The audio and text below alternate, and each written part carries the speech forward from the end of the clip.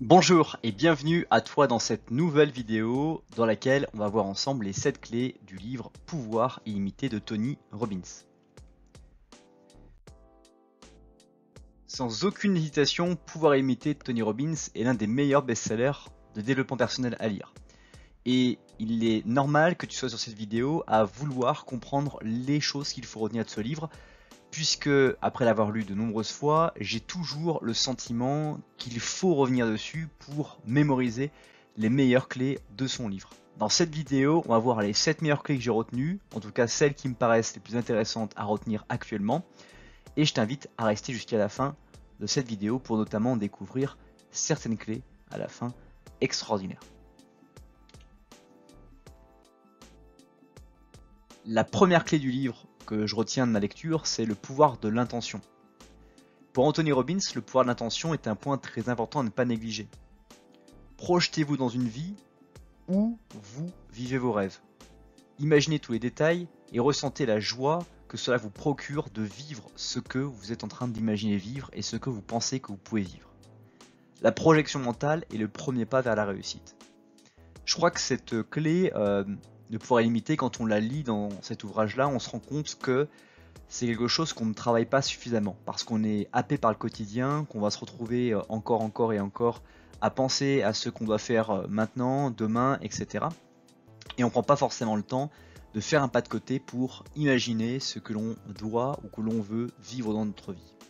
Et lorsqu'on se met dans ce pouvoir d'intention, qu'est-ce qui vraiment aujourd'hui maintenant serait salutaire pour nous, qu'est-ce qui nous ferait vraiment plaisir de vivre, et en imaginant cette vie dans laquelle on pourrait être, on va avoir d'un coup une capacité à relier deux points. Le point de qui nous sommes maintenant et le point de qui nous aimerions être dans cette projection que nous imaginons.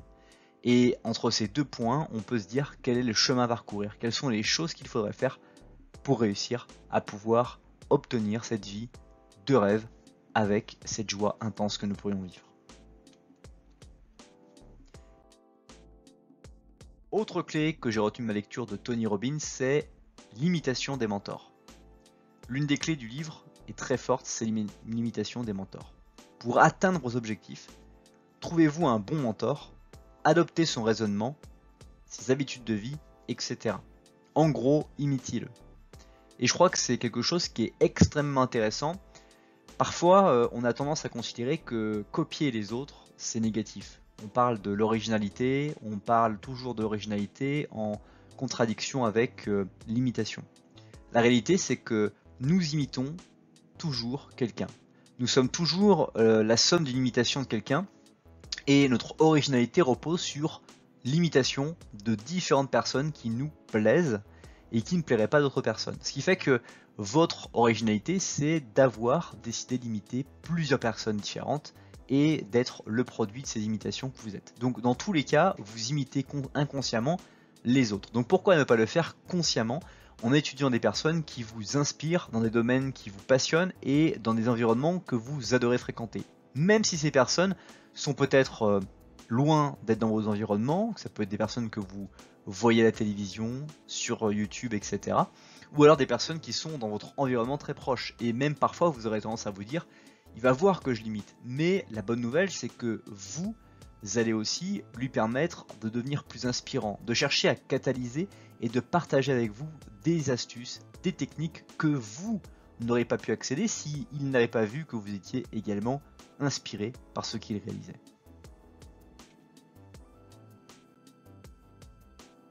Autre clé que je retiens de ma lecture du livre Pouvoir illimité, c'est la croyance.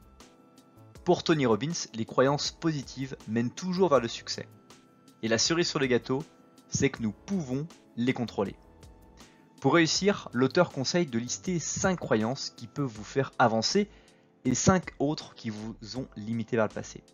Il recommande aussi d'imiter les croyances des personnes qui réussissent.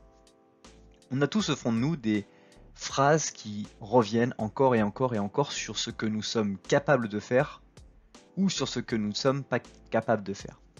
Et on va par exemple se dire « je suis incapable de courir 10 km ». Dans des choses très concrètes, on sait se le dire, on sait parfois même le reconnaître.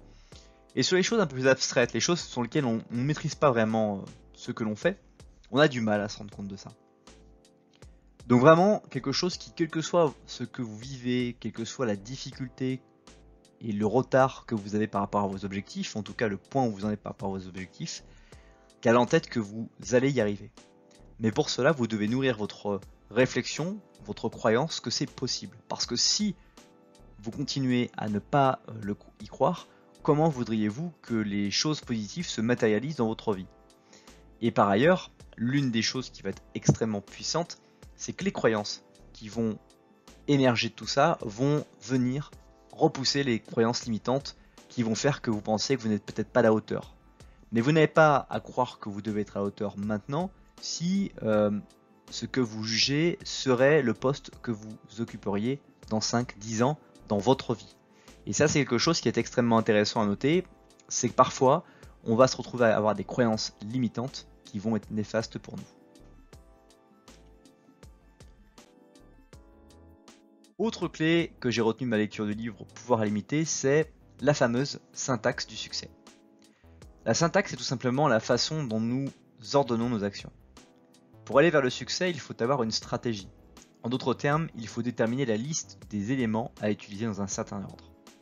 Pour rappel, l'auteur précise que l'apprentissage se fait avec nos 5 sens. Le visuel, l'auditif, le kinesthésique, l'olfactif et le gustatif. Ce qui est intéressant de noter ici, c'est que on va avoir chacun une stratégie pour pouvoir observer les choses dans notre vie. On va être plus visuel, plus auditif, plus kinesthésique, plus olfactif, plus gustatif.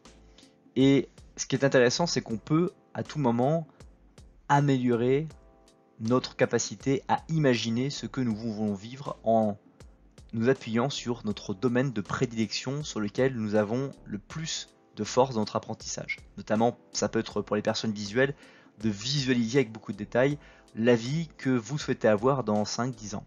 Auditif, ça peut être les sons que vous entendrez à ce moment-là. Kinesthésique, ça peut être les contacts que vous aurez avec les personnes qui seront dans votre environnement proche et qui vous rappelleront que vous êtes bien. Ou l'olfactif ou le gustatif, c'est la même chose. Quand vous allez travailler sur vos 5 sens et que vous allez chercher en méditant par exemple ou en réfléchissant à cela, vous allez ouvrir des canaux en vous qui vous permettront de continuer à être présent dans les actions qui nécessitent votre investissement chaque jour.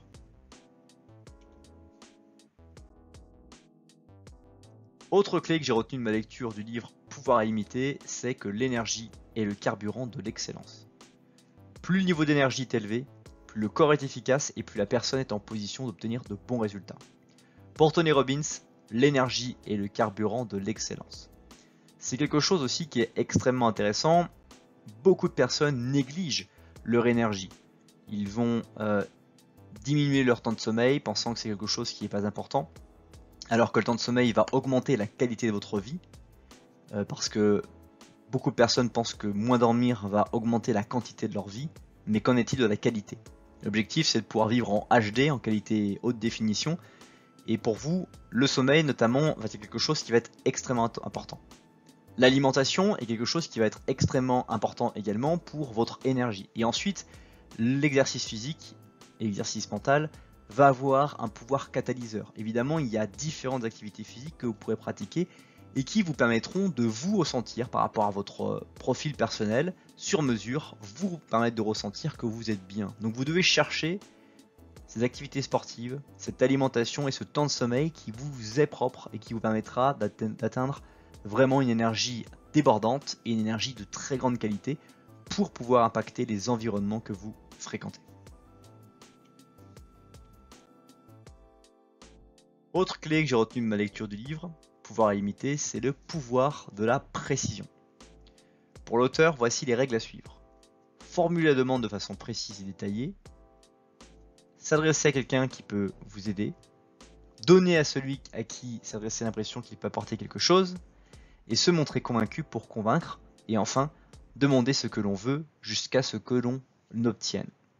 La précision ne remplacera jamais votre capacité, votre quantité de travail. Vous pouvez être un bûcheur si vous ne savez pas sur quoi vous êtes en train de viser, sur quoi vous êtes en train de pousser, vous n'arriverez pas à faire que les choses fonctionnent.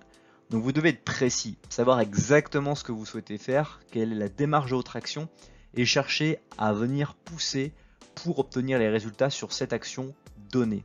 Et pour cela, vous pouvez vous adresser à une personne qui peut vous aider, qui connaît le chemin. Vous pouvez, en vous adressant à cette personne-là, justement, vraiment lui montrer qu'elle peut vous apporter quelque chose, que vous êtes vraiment dans le besoin, que vous avez besoin de son conseil.